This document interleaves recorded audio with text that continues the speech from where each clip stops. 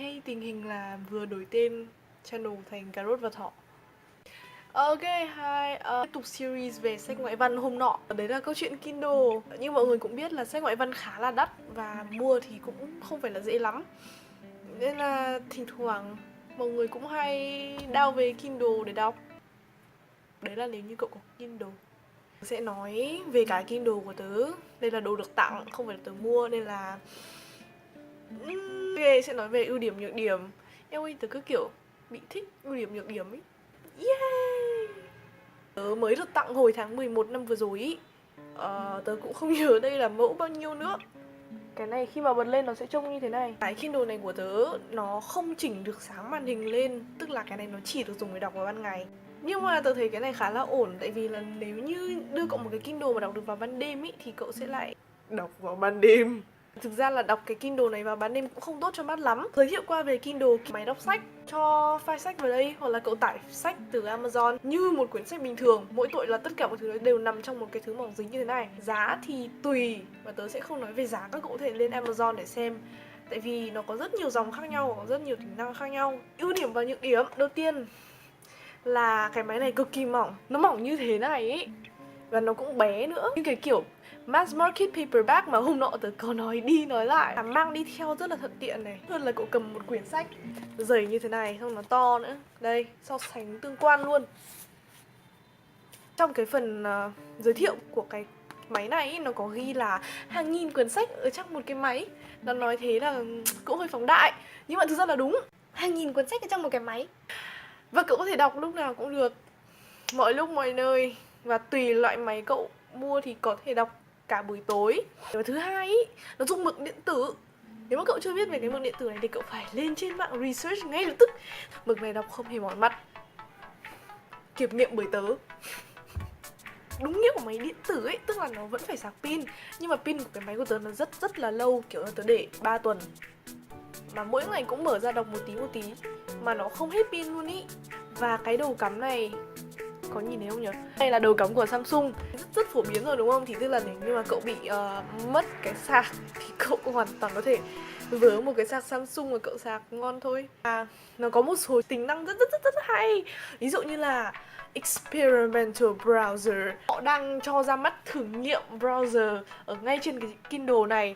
Cái thử nghiệm browser này cho phép cậu lên mạng bất cứ khi nào, tất nhiên là phải có wifi, nó không có 3G chỉ có wifi thôi. Và nếu mà cậu muốn vào Facebook cậu có thể vào được, kiểu nó cứ trắng đen xong cậu scroll xuống như là đang kéo một tờ báo ấy, trông hay cực. Một cái nữa là cậu có từ điển tốt khi mà cậu đọc sách ngoại văn ý, thì cậu chỉ cần phải bôi đen cái chữ mà cậu không hiểu ý, cậu thả ra cho một phát, lên trên mạng xem một số hướng dẫn để tải từ điển. Tớ có thể link ở dưới này. Tiếp theo nữa ý là nhược điểm. Điểm thứ nhất là cái máy này nó đắt. Cho dù là cậu mua dòng nào thì thực ra một cái đồ điện tử nó vẫn đắt ý. Và với những đứa học sinh như tớ này thì thực ra là không có tiền để mua đâu. Và nếu mà tớ không được tặng ý, thì chắc là tớ cũng không mua. Cậu mua về rồi thì câu chuyện xảy ra là cậu phải mua sách ở trên Amazon thì cậu mới đọc được ở trên này. Và nếu như các cậu có tiền, có tài khoản PayPal hoặc là có Visa Mastercard thì các cậu nên mua ủng hộ tác giả. Vì ở trên Amazon họ có giảm giá khá là nhiều những cái ebook đấy. Thì nếu như có thể thì làm ơn mình download ebook free. Hay vì mọi người nói là nếu mà mày làm một sách thì mày cũng phải tôn trọng bản quyền tác giả đúng không? Thì tại sao mà mày lại download như thế? Tớ không thể nói được đây là việc làm đúng hay sai, nhưng mà tớ chỉ có thể nói là mọi người có làm như thế. Đấy, nhược điểm thứ nhất, tức là nói chính xác ra thì khi cậu mua xong cái máy cậu vẫn phải mua thêm sách. Nhược điểm thứ hai là thực ra nó vẫn không sướng bằng sách giấy. Nhiều khi cậu cầm, cậu cảm thấy nó không thoải mái bằng việc cậu mở trang sách giấy ra ấy. Tớ không biết nữa. Và tớ cũng không biết là mọi người thấy thế nào. Chuyển sang phần tiếp theo nhé. Không khuyến khích cái việc các cậu download ở trên mạng xong rồi đọc đâu.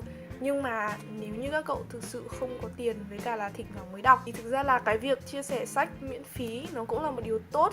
Chỉ là không nên lạm dụng nó một chút về những cái trang mà tớ hay dùng để download ebook ý. Tớ thường search theo cái kiểu là tên tác phẩm, tên tác giả, xong rồi cộng với cái đuôi file mà tớ cần. Ví dụ như là cần PDF chẳng hạn thì ấn tên tác phẩm, tên tác giả rồi ra PDF đúng không? Boom. Thực ra ấy, có một số cái link nó rất là dởm, nên là tớ sẽ link ở dưới này một số cái trang mà tớ đã download thử rồi và nó khá là ổn. Thì tớ sẽ link ở bên dưới. Trang của Việt Nam thì có một cái cộng đồng tên là TVE. Trên đấy nó là một cái cộng đồng của chia sẻ ebook của Việt Nam, nhưng mà họ lại chia sẻ rất nhiều thể loại sách khác nhau, ở rất nhiều ngôn ngữ khác nhau luôn ý. Ok, nói thế chắc là cũng dài rồi. Cái này cũng chỉ là kiểu chủ quan của tớ về cái này thôi ý. Sau khi nhận được cái máy này thì tớ mới thực sự kiểu quan tâm đến Kindle một tí và mới bắt đầu tìm hiểu và bắt đầu đọc bằng Kindle. Thì nhé, mong các cậu đọc vui vẻ và có gì thì có thể hỏi. Yay! Subscribe đi.